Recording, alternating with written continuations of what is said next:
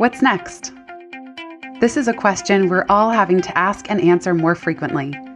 I'm Jenny Blake, your host of the Pivot Podcast and author of Pivot, The Only Move That Matters Is Your Next One. For show notes from this episode, visit pivotmethod.com/podcast. If change is the only constant, then let's get better at it. Here we go. Hello, my long-lost friends. Did you miss me? I ended up taking an unexpected, 6-month hiatus from publishing this podcast. But don't worry, it was for very exciting reasons that I'm going to share more about in a minute. And I'm even more thrilled to be back in action, more energized than ever. So I hope you stick around and listen to today's show on peeking out from the plateau and why plateaus are often a good thing, especially if you're someone I call high net growth. Several very big personal updates and pivots that I haven't shared publicly on social media or anything, but I want all of you insider listeners to know.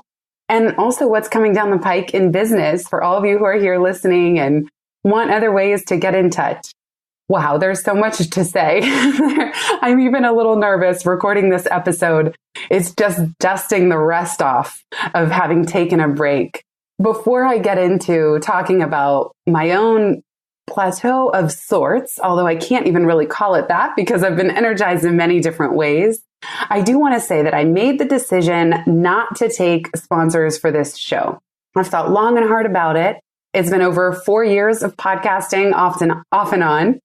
And I keep debating. It's a lot of work. The life of an episode is about 30 different steps in the process from start to finish. I really do think that podcasting itself is a full-time job. Even if you're a solopreneur, if you're adding a podcast, it's like doubling the workload. And so I've been thinking about how do I make it sustainable, but I just do not feel right about hawking random products on this show. Even if I believe in them or could get myself toward believing in them, I really don't want to be selling mattresses and meal boxes and this kind of thing. I'm just not interested. And I don't want to spend the time. Even when I was considering a sponsor at one point, I remember changing ever so slightly my release schedule, the topics, and wanting to kind of please them.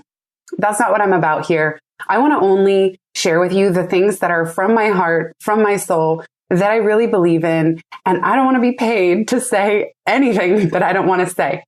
So for that reason, I am going to pivot slightly. I was doing Patreon for a while, but I want to make things even simpler. So I'm micro pivoting to a listener supported model. And I would really love your vote of confidence. And if you believe in the show, if you've gotten value from this show and want to keep supporting it into the future, you certainly don't have to donate anything. But if you do, I would be extremely grateful. And in return, I'm going to do a monthly Q&A call that's private just for Pivot Podcast Insiders. This is already something I do every 2 weeks for Momentum, my private community for side hustlers and solopreneurs. And it's my favorite thing in my business. We have so much fun on these calls. I really love them. And I really love building a more tight-knit relationship because as much as I love being here and talking out to all of you, I can't see you, I can't hear you, I can't know what follow-up questions are on your mind. If you're interested in supporting the show, you can visit pivotmethod.com/insider. And again, you'll get a monthly private Q&A call with me. You can ask questions in advance, even if you can't make it live. And you'll get all the recordings as well as archives as we build up the Pivot Podcast Insider Archive. And I also want to give away a Pivot Mastermind Toolkit as a bonus. As a thank you for being part of the round 2 founders. We did Patreon for a while, but it was just too many bells and whistles and it added complexity. That's not the goal here. This is $8 a month. You'll get a Pivot Mastermind Toolkit to launch either a pop-up Pivot Mastermind for 3 months with a small group of friends or in an ongoing way. And I'll give you facilitator guides and toolkit and even an audio to kickstart some tips for leading a mastermind. So that's at pivotmethod.com/insider. Thank you so much in advance. And I know it's a little weird to put that out there, right? When I'm just restarting the show and you haven't heard from me for 6 months. But that's what brings me into today's topics. So I'm going to share some personal updates. And also part of my pseudo plateau is rethinking how I can make things more sustainable moving forward. And how do I do the things that I love without getting bogged down by the details or the shoulds or how things need to be done in a way that just isn't sustainable. Okay, first, personal updates. I can't even believe I'm saying this out loud. In November of 2018, I got married to my love, Michael. He and I met walking down the street in opposite directions during my year of serendipity, might I add. It was 2016. Pivot was coming out in a couple months. I was wearing a pair of overalls and he was walking with a friend looking to buy some overalls.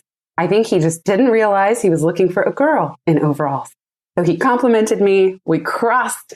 And in that moment, truly, the universe spun on its axis. I turned back. I said, thank you. He and his friend turned back. We're yelling halfway down the street.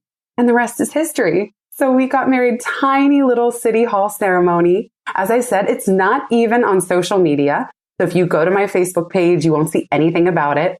And actually, it's been so, not only so us to do it that way, but kind of fun because every time we tell someone, maybe with the exception of this podcast, we're telling them live, one-on-one, in person, and we get their real IRL reaction, not just a like button. So that's my big news, you guys. I'm a married woman now, which is really crazy. I'm 35 for inquiring minds. I turned 36 in October 2019. And I was pretty sure I was never going to get married because at a certain point, you got to think, nothing is guaranteed in this life. And maybe that's just not my path. Maybe I'm not cut out for marriage. And although that thought made me sad in my 20s, there came a point where I realized, all right, I'm not going to lose sleep over this. I'm not going to feel bad about myself. I'm going to embrace it. And I do love spending time alone for sure, but it's also been really joyful. So during my first semester at Union, I was adjusting to 4 classes. I was also taking theological French to try to pass a language requirement. I was rapidly preparing for this quickly planned. We didn't do any rigmarole. I was never enfianced. I was never a fiance. We just were preparing for the City Hall ceremony and had a beautiful, delightful day. And then taking finals and buying a house in New York. So that was another, I can't say it's a house. It's a condo. Let's not get it twisted. It's still New York City. But I lived in the same apartment building for 7 years. Michael and I both work from home. As I mentioned, he's an artist. And we were both working from home from a studio apartment for 2 years. The fact that we didn't kill each other, we didn't lose our minds, we made it work for 2 years. But at a certain point, it was time to spread out a little bit. So school, getting married, buying the house. And then in the new year, I was starting second semester and we were moving into the new place. And I just hit this point where I could no longer juggle all those balls in the air. There was no way. And on top of all of that, I was still maintaining my business, not only the podcast, the newsletter, but even more importantly, the client work that pays the bills. I make a good majority of my income on keynote speaking. I deliver 2 main workshops, Pivot for individuals, oftentimes within companies, teaching people how to pivot and map their growth, even within their current role. And then I also teach managers how to get better at holding one-on-one career conversations. So I was flying around, working with clients, getting ready for trainings. I even did one of my first, not my very first, but an early version of Pivot Train the Trainer, where I was training a group of 30 trainers within an organization to carry the material on, even past my ability to be there in person. So it was a lot. There was so much going on and so many big life changes between getting married and moving and making all these decisions together. It was so intense. One of the first things I did was give myself permission not to send a newsletter that week. Who knows? So sometime in February. And I gave myself permission not to record a new podcast episode. I started giving myself these permissions. And then I also hit this crucial decision point around school. So the TLDR version, the too long didn't read or didn't listen, is I also took a leave of absence from Union. As many of you longtime listeners know, I had put myself in the path of pivot. There's a whole episode on my choice to apply and get into seminary and start a master's degree at Union Theological Seminary in New York City. I was halfway into my second semester, and I have to say, really, really loving the material, the books, the professors. There was so much brain food in that program. It was really, really intense. I was doing a full-time master's while full-time running my business, while full-time adjusting to getting married and setting up a new home. And so I just started to question, well, is this the right thing? And is it the right thing right now? I was studying interreligious engagement and had really interesting classes actually second semester, double belonging and spiritual fluidity. I had one on socially engaged Buddhism and then another on Mark and healing.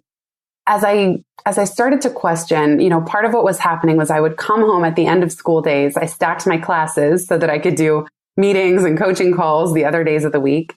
I would come home kind of drained, not kind of really drained at the end of the day. And part of it was the culture and the environment. It was really intense. And part of it was I was just getting really tired. That even if I made it all work first semester, I hadn't yet figured out how to get it all to a sustainable place moving forward. I was trying to give myself time to do that, but I just hadn't cracked the nut yet. So there was this distinct weekend where I remember thinking, what do I do? I'm approaching the halfway point in the semester. It's not too late for me to at least get a partial refund on my tuition. Otherwise, if I crossed the halfway mark, there was no refund on tuition. So I pulled a Tosha Silver, something I've learned from her, and I surrendered it. I just said, universe, I surrender this to you. Show me a sign. I'm stuck. I don't know what to do here. I don't know what the right thing is. And I let it go. 24 hours later, I had 2 of my biggest corporate clients email me. 5 training dates had come through. So within 24 hours of me putting out this decision and asking for guidance, I had 5 training dates all of a sudden that made the answer so clear. I needed to pause school, go on leave, and these 5 dates, not all of them overlapped with the semester, but many of them did. And I already had one professor who was saying, if you miss even one more class, I'm going to have to drop you. And I had already missed one for an in-person training gig that was even international. I was like flying back early from Paris the first semester just to get to class. My teachers don't know how much wine and cheese I gave up for them. But anyway, these 5 gigs came through. I decided to take a leave and I did. And immediately I felt huge relief. That's all I can say. Immediately, I felt such relief. And I didn't know, I think you never really know right away if you're doing the right thing, or maybe you do know. You'll see there's a Penny Pierce and I are doing 4 more episodes coming up. And so we actually are going to talk about how do you understand intuition and make the decision that's right for you in any given moment. So definitely subscribe to the show if you're not already. But I felt bad, as I felt like I'm not a quitter. I don't quit things halfway through. Not only my master's degree, but even the semester. I did 6 weeks of work, really sweat over 6 weeks of a ton of essays and writing, and I wasn't going to finish. That was really strange. And I also felt accountable to all of you and everyone that I had shared the news with. There were so many people that were really excited when I told them that I was going to seminary school. And I felt bad about that to an extent. But on the other hand, I knew that this is what needed to happen right now because I had been building toward this level of momentum in my business for 10 years. I started my first website, Life After College, in 2005, and it became a blog in 2007. So that is 12 years ago. And I left Google. We're right around my 8-year solopreneur anniversary. So this was all converging at the same time. And I thought surely that as soon as I went on leave from school, I'd get right back into the saddle and start doing podcasts and newsletters again. But there was a lot of resistance there too.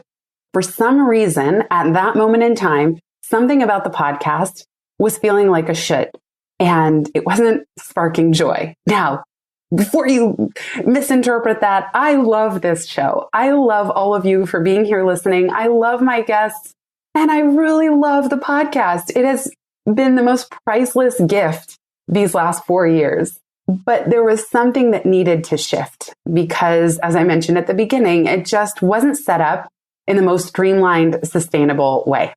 So I just let myself be at this plateau, at least let's call it a public-facing plateau. And I talk in Pivot, the book, about hitting plateaus and pivot points, and that it's not a bad thing. Hitting a plateau or a pivot point is not a problem. It is not a personal shortcoming. It's almost always a sign that you've outgrown your previous career incarnation or set of projects. So in my case, this plateau was also really kicking off a big business renaissance. I started to get this rush of energy coming in. Marisol and I started redesigning her role. We started documenting all of our systems, all of my operating philosophy and how I make decisions in my business, all of our automations. And we realized we wanted to bring on 1 or 2 more team members as well. So in saying no, there's this John Maxwell quote, say no to the good so you can say yes to the best. And I've known that quote for a long time, but this was really one of those cases where in saying no and freeing up time and more importantly, energy, I started to get this surge of momentum again. And of course, this is why I named the private community Momentum, because I think that at the end of the day, momentum is what we're really after. There's no there. Any one of you who listen to this show, you're on board with that. You know that this moment right now, this is what we have, and that learning and growing and making an impact is as important as any end result, as any launch moment, as any accomplishment that gets frozen in time. It's really a sense of forward momentum that we're after. And doing that with a sense of fun, freedom, and flow. Those are my metrics for business success. It is not just about the money. It's really, money is so secondary to me too. Am I having fun? Am I following the flow of what I'm meant to do? And am I working in a flow state where I'm super energized? And am I experiencing greater and greater freedom in my business? Because those of you who have a side hustle or your own small business, it's not meant to feel like an albatross.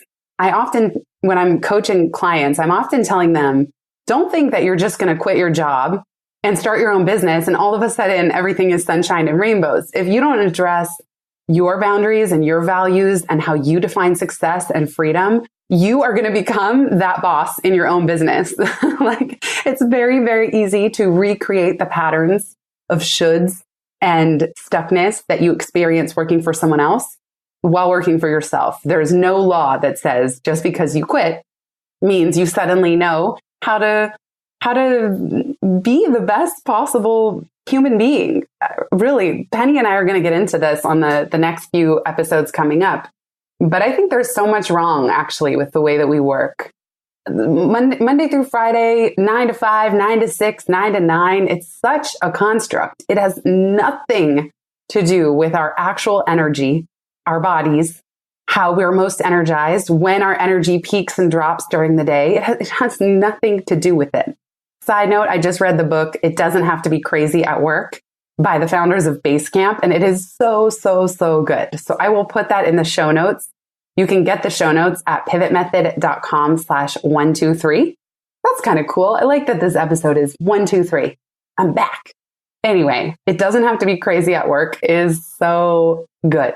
Highly recommend. And I highly recommend just rethinking assumptions about how things need to be done. That's what I'm right in the thick of. I'm nicknaming this JB 3.0, even Momo 3.0. We call Momentum, the members, we call it Momo for short, Momo 3.0. This is about saying, okay, I'm going to walk you exactly through the pivot method. The 4 stages boil down to what's working, what does success look like a year from now, what's out there, which includes people, skills, and projects, and what can I try? So although I took a much longer hiatus than I was planning, I really needed that time. I started rereading all kinds of business books, things I just hadn't been interested in years, binging on business podcasts, like beautiful minding in my notebook and Google Docs and creating strategy presentations for my team and documents. And I have now a 9-page document on my operating philosophy on how I believe in running business. And it doesn't just include like agile development principles. It includes things like go with the flow of energy, read the signs, always aim for the highest good for all involved. There's really a blend of those two things. And it's been so fun. I can't tell you, I love building my small business. I'm starting to call it solo pluspreneur because if I say solopreneur, much of the time of these last 8 years I was, but increasingly, Marisol's been with me for 5 years. We met when she was still a junior at Yale. And it's not that solo, or at least it's solo plus. I still don't have anybody on the team full time, but I'm super excited to be welcoming longtime Momentum member and JV advocate. She even hired me to speak for Life After College prior to joining Momentum. Stephanie Houston. She's now launching out onto her own journey into solopreneurship. And then a really wonderful woman named Brenna, who's coming on to help with podcast production. And who knows, maybe even expanding beyond. But so far, this is really fun to have a tight-knit team. And I'm also upgrading online services that we're using. So starting to use Zendesk for ticketing and possibly a new platform for hosting courses. And it's just time for a refresh. So although plateau tends to have a negative connotation, and certainly it looked like a plateau, if not just MIA. In fact, I'm very sorry to have ghosted all of you. I didn't do it on purpose. I really thought the break would be much shorter, but it wasn't a plateau on the inside. So I think that's what's interesting. There's a difference between a rut where you just have no energy at all and you're drained and you're burnt out.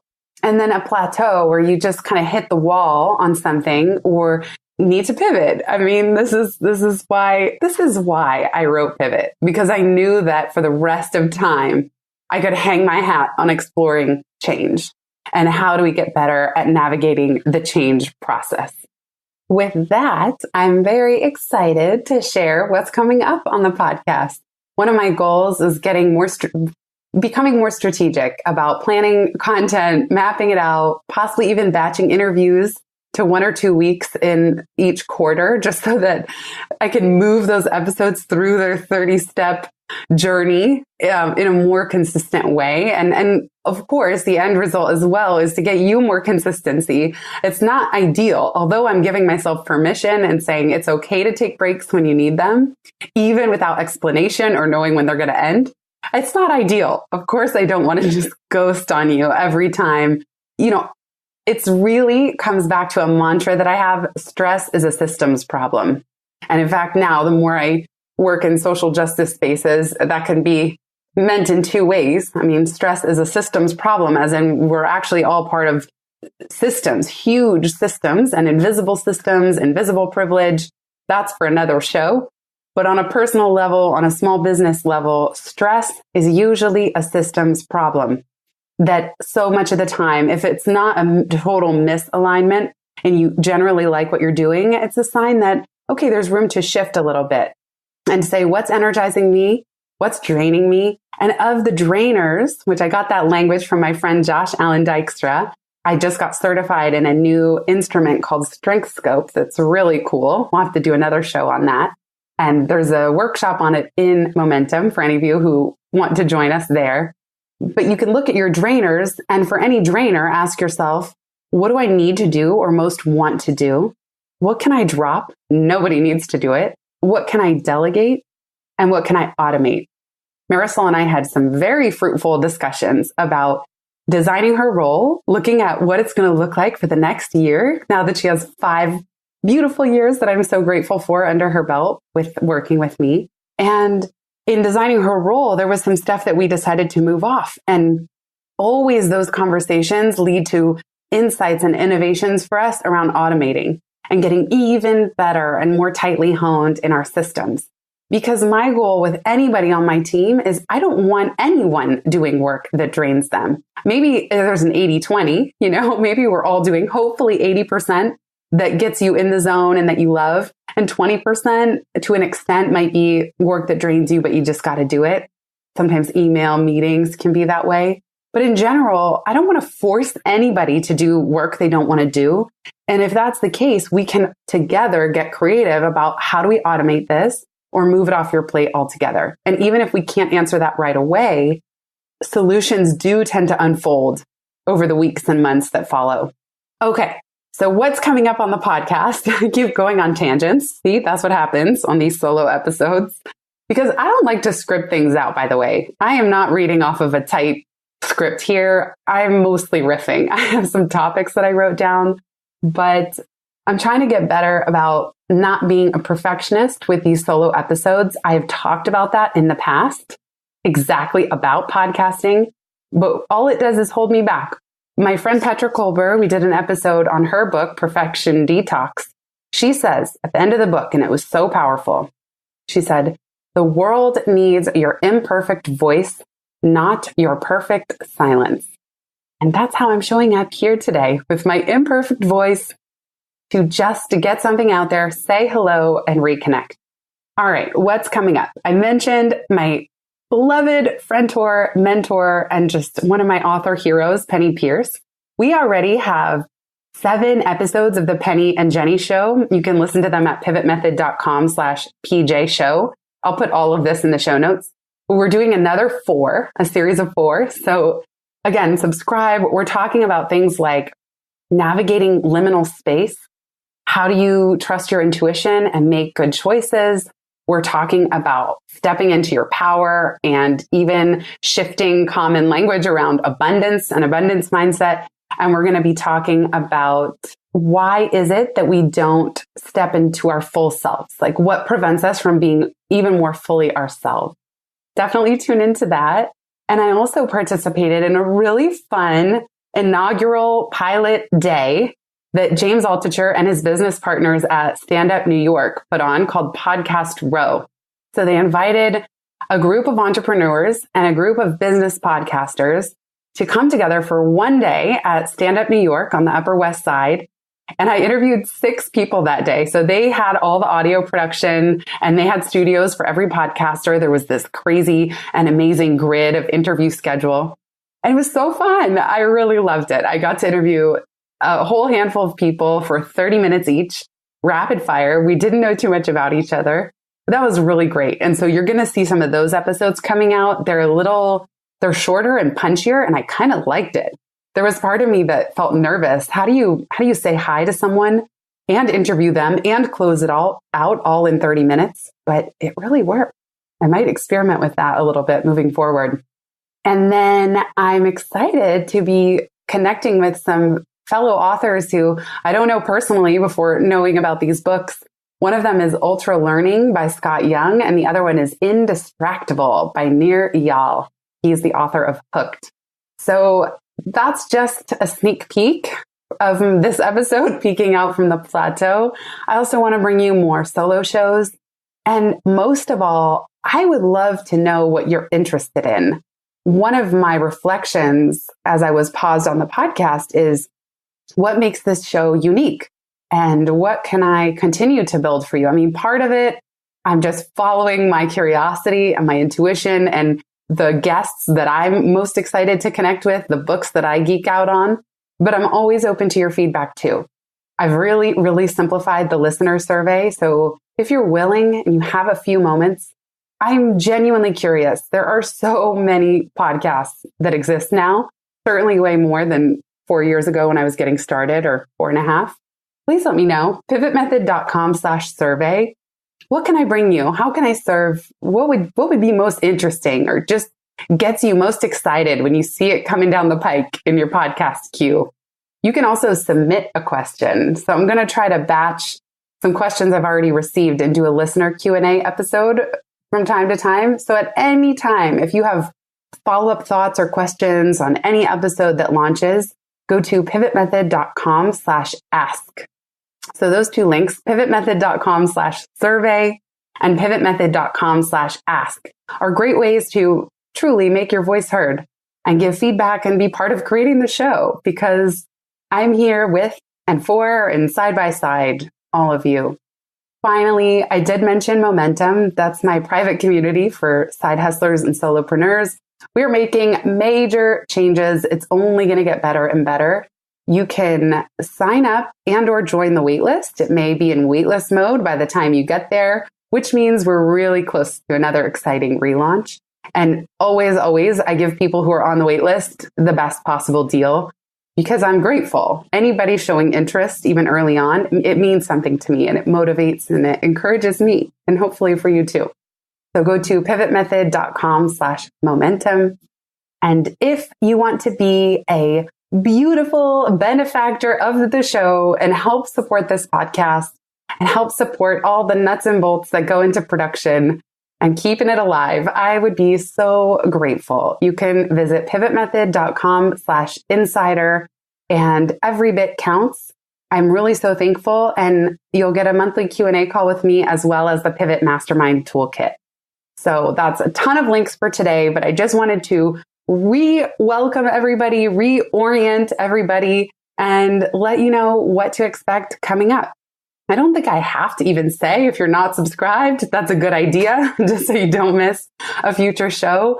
And more than anything, I even decided to stop asking for ratings and reviews because it just seems cumbersome. Like, you're listening, it's just a pain to do that. I would just rather, if there's an episode that you like, either this one or moving forward, share it with a friend. I believe that the best work out there is work that you genuinely want to send to someone. I don't have to ask you. I don't have to tell you. I don't have to trade you. You can just say, hey, this was really good. And maybe one or two people come to mind who you know could benefit. I am one of those people that does subscribe to if you build it, they will come. I think it's gotten a bad rap recently, at least in the online marketing world. It's like, no, you have to build it and then tweet about it and then post it on Facebook and Instagram and Snapchat, and then they'll come. That's not my style. So if you like what's here and you want to share it, I'm always grateful. Thanks again, everybody, for being here, for sticking around. If you're listening to this episode, it means you did not unsubscribe just because you saw that I was on a break. So I really appreciate that. And I want to keep bringing you the best show that I possibly can. Thank you so much, everybody. And I will see you on the interwebs, pivotmethod.com/survey if you want to tell me some quick thoughts. And pivotmethod.com/insider will give you access to that free monthly, well, it won't be free because you'll be supporting the show, but the monthly Q&A call with me. And again, you can submit questions in advance and listen to the recording, so there's no pressure to have to make it live. You're amazing. Thank you for being here. Thank you for listening. And I wish you all the best and a feeling of wind flying through your hair as you experience forward momentum, fun, freedom, and flow on everything that you're working on right now. Thank you, everybody.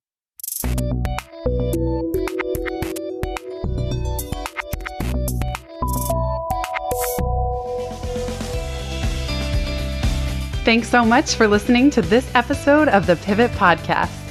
Make sure you don't miss an episode or my insider tips and templates by signing up for Pivot List, a curated twice monthly newsletter where I share the inside scoop on what I'm reading, watching, listening to, and the latest tools I'm geeking out on.